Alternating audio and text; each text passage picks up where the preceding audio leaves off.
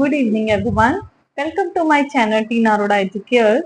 In this video we will discuss about exercise 3C of the book Exploring Mathematics with Mentor Math. In short, we have already discussed about the meaning of probability. Now we will do the exercise 4C. First question is write all possible outcomes of the following. Possible outcomes just ਇਹਦੇ ਵਿੱਚ ਲਿਖਣੀ ਆ. First question is name of month having 30 days. ਜਿਨ੍ਹਾਂ month ਵਿੱਚ 30 days ਹੁੰਦੇ ਉਹ ਵਾਲੇ month ਲਿਖਨੇ. ਜਿਸ ਤਰ੍ਹਾਂ ਆਪਾਂ ਛੋਟੇ ਹੁੰਦੇ ਤੋਂ ਇਸ ਤਰ੍ਹਾਂ ਕਾਊਂਟ ਕਰਦੇ ਸੀ ਹੈਂਡ ਤੇ, ਉਸੇ ਤਰ੍ਹਾਂ ਤੁਸੀਂ ਕਾਊਂਟ ਕਰ ਲੈਣੇ ਆ. ਜਨ, ਫੈਬ, ਮਾਰਚ, ਅਪ੍ਰੈਲ ਆਏਗਾ ਫਰਸਟ वन 30 डेज वाला. अप्रैल, मई, जून, जुलाई नहीं आएगा, अगस्त भी नहीं आएगा, सितंबर, अक्टूबर नहीं आएगा, नवंबर.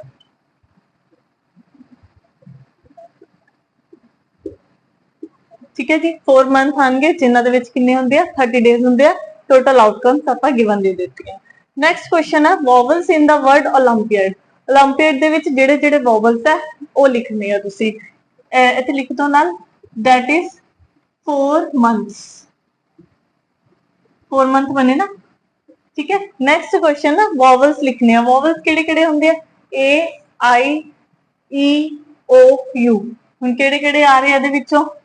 O I A 3 vowels आ रहे हैं. O I A that is 3 vowels. Next है having getting prime numbers 24 to 35. 24 तो लेके 35 ਦੇ ਵਿੱਚ ਜਿਹੜੇ prime numbers ਆਉਂਦੇ ਆ. 25 नहीं आएगा, 26 नहीं आएगा, 27 नहीं आएगा, 28 नहीं आएगा, 29 प्राइम नंबर है. 30 नहीं आएगा, 31 इज प्राइम नंबर. 32 नहीं आएगा, 33 नहीं आएगा, 34 नहीं आएगा, 35 तक ही लिखने सी बस. That is 2 prime numbers.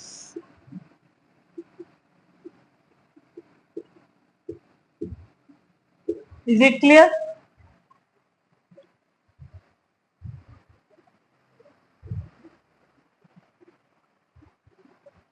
Okay, the next question is what is the probability of getting an odd number on rolling a die?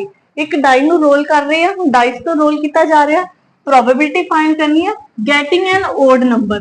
Question ਨੂੰ ਤੁਸੀਂ ਕਿਸ ਤਰ੍ਹਾਂ ਪੜਨਾ ਹੈ ਕਿ probability find ਕਰਨੀ ਹੈ means probability ਦਾ ਫਾਰਮੂਲਾ ਅਪਲਾਈ ਹੋਏਗਾ. getting an odd number means favorable case ਤੁਹਾਡੇ ਕੀ ਹੋਣਗੇ? odd number. roll ਕੀ ਕੀਤਾ ਗਿਆ? dice. टोटल आउटकम्स की होंगी डाइस दिया. तो ਤੁਹਾਡੇ ਕੋਲ ਸੋਲੂਸ਼ਨ क्या आएगा? Total outcomes of a die. Die ਦੇ ਵਿੱਚ क्या नंबर्स ਹੁੰਦੇ ਆ? 1 to 6 तक ਹੁੰਦੇ. 1 2 3 4 5 6. तो टोटल आउटकम्स कितनी आ गई ਤੁਹਾਡੇ ਕੋਲੋਂ? 6. टोटल आउटकम 6 आ गई.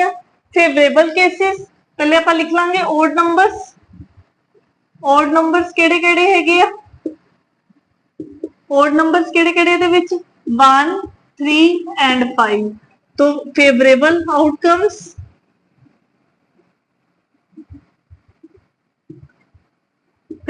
outcomes is equal to 3.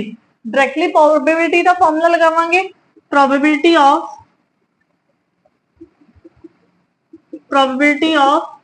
Bracket ਦੇ ਵਿੱਚ odd numbers ਵੀ ਲਿਖ ਸਕਦੇ ਆ. ऑफ odd नंबर की प्रोबेबिलिटी क्या आएगी? फॉर्मूला लिखांगे पहले. प्रोबेबिलिटी ऑफ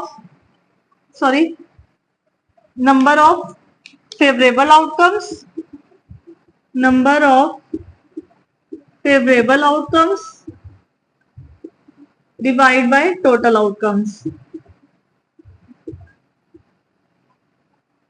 तो फेवरेबल आउटकम्स कितनी आई साडे कोलों? 3 ओवर टोटल आउटकम्स कितनी है? 6. कटिंग हो जाएगी 1/2. 1/2 will be our answer.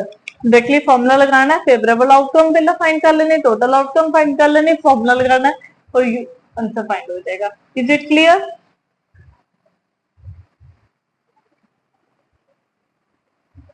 Okay. तो next third question is in a fruit basket. एक फ्रूट बास्केट है. There are 10 mangoes, 12 orange and 5 papayas. 10 mangoes ਉਹਦੇ ਵਿੱਚ, 12 ऑरेंजेस है एंड 5 पपायास है. Find property of picking up an orange a mango and a papaya. एक टोकरी है तुहाडे कोलों, ਉਹਦੇ ਵਿੱਚ ਮਿਕਸ ਫਰੂਟ ਪਏ ਹੋਏ ਆ, ਇੱਕ ਔਰੇਂਜ ਪਿਕ ਕਰਨਾ ਤੁਸੀਂ, ਉਹਦੀ ਪ੍ਰੋਬੇਬਿਲਿਟੀ ਫਾਈਂਡ ਕਰਨੀ ਹੈ, ਇੱਕ ਮੈਂਗੋ ਪਿਕ ਕਰਨਾ ਹੈ, ਫਿਰ ਇੱਕ ਪਪਾਇਆ ਪਿਕ ਕਰਨਾ ਹੈ। वन बाय वन क्वेश्चन करांगे। फर्स्ट पार्ट करांगे पहले टोटल आउट, पहले सारी चीजें लिख दो। मैंगोस, मैंगोस कितने साडे कोलों 10, oranges 12 and papayas 5। Total outcomes भी सारे प्लस कर रहे हैं, 10 27 बन जाएगा। ठीक है जी, हम प्रोबेबिलिटी फाइंड करनी है। फर्स्ट पार्ट तुहाडा स्टार्ट होएगा now. Favourable outcomes,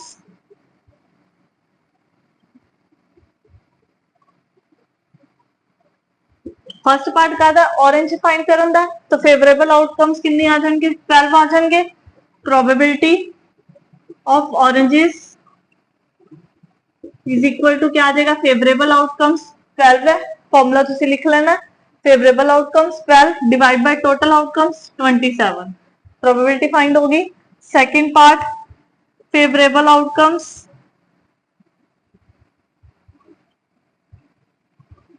favourable outcomes कितने आएंगे, सेकंड पार्ट दे विच मैंगो फाइंड कर ली है, मैंगो की प्रोबेबिलिटी है तो 10 आ जाएगा। Probability of mango is equal to क्या आ जाएगा 10/27। And third part favourable outcomes, third part कादे विच है, पपाया दे लई है, पपाया कितने है साडे कोल 5 है, तो फेवरेबल आउटकम्स कितने हो जाएंगे 5। टोटल आउटकम्स तो पता ही है, प्रोबेबिलिटी ऑफ पपाया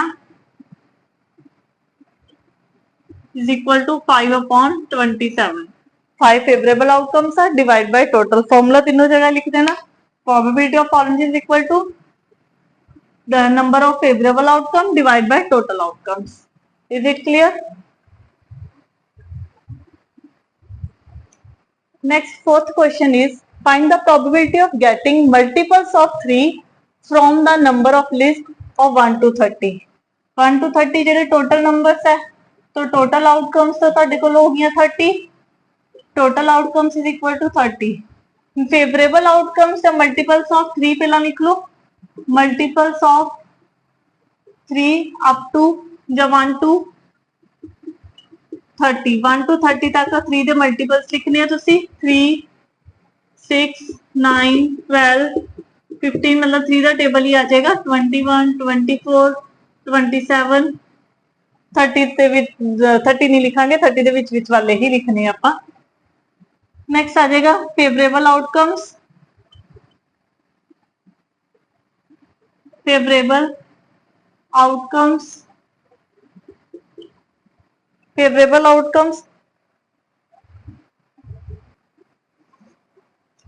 हाँ जी, ऊपर आप 30 लेना, 1 to 30 मीन 30 इंक्लूड किया, तो इतने भी आप 30 इंक्लूड करांगे। ठीक है जी, 27 एंड 30, तो फेवरेबल आउटकम्स कितने होंगे ਤੁਹਾਡੇ ਕੋਲ 3 3 6 9 एंड 10 10। प्रोबेबिलिटी क्या आ जाएगी, probability of multiples of 3 is equal to number of favourable outcomes divide by total outcomes. Favourable outcomes 10 है, टोटल आउटकम्स 30 है, तो answer is 1/3।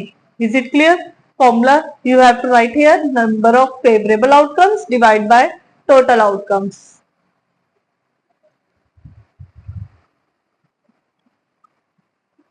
Next question number 5 is there are 10 blue 5 red pen in a bag, find the probability of getting a blue pen and a red pen।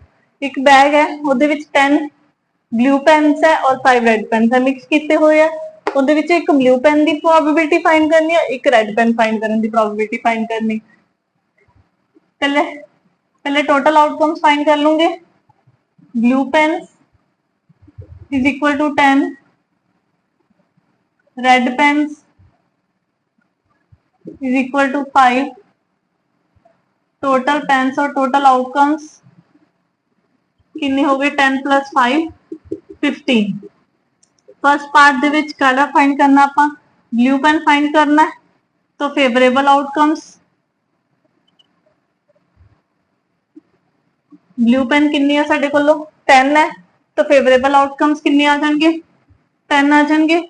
Total outcomes का पता ही है, probability of blue pen is equal to the number of favorable outcome divide by total outcomes।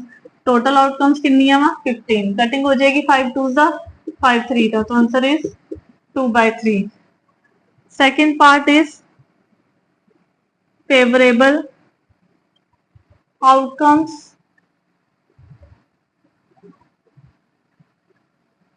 हम कह रही है red pen find करना, red pen भी कितने है 5, तो favourable outcomes will be 5।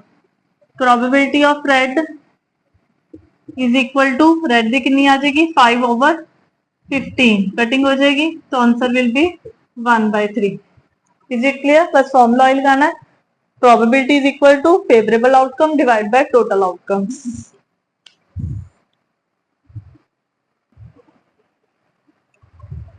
Ji next sixth question is write all the possible outcomes of tossing a coin 2 times. एक कॉइन को अगर 2 टाइम्स टॉस किया जाता है तो की पॉसिबल आउटकम्स बनेंगे।